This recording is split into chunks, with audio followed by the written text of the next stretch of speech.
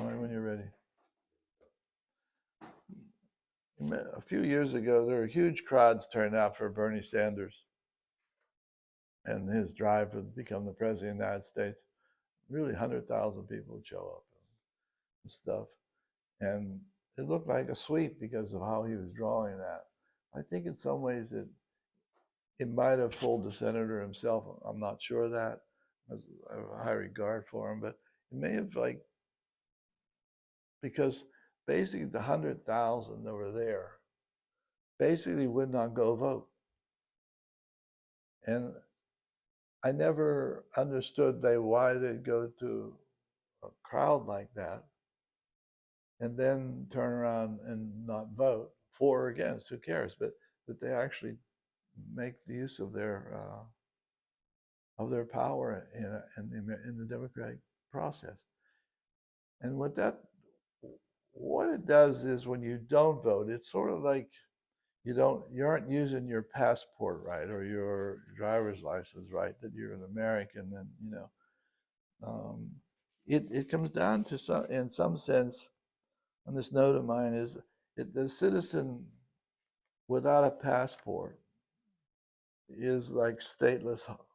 And so I think in some sense, when you don't vote, you create your own sense of statelessness. You don't belong to what you're supposed to belong to, like you're not registered or you're not signed up or signed in.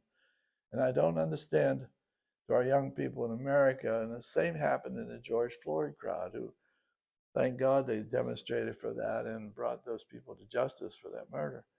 But what we really needed them is to follow up with that vote ever after, so that they would hit every time there's an election, they would hit the places to vote. And so there's some sense that if citizens without passports are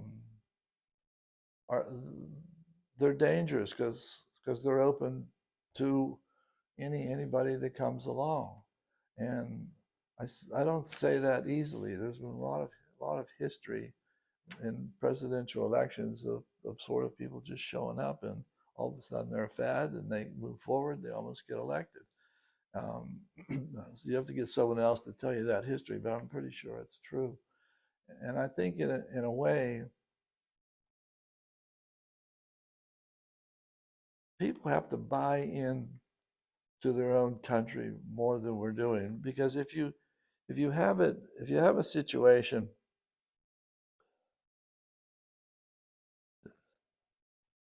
because you, in some sense, if you're not voting, you become a shadow in your own country. And that's not good to do, because the people who become shadows, like any part of the world where you don't vote and you don't have a vote, you become the target of governments.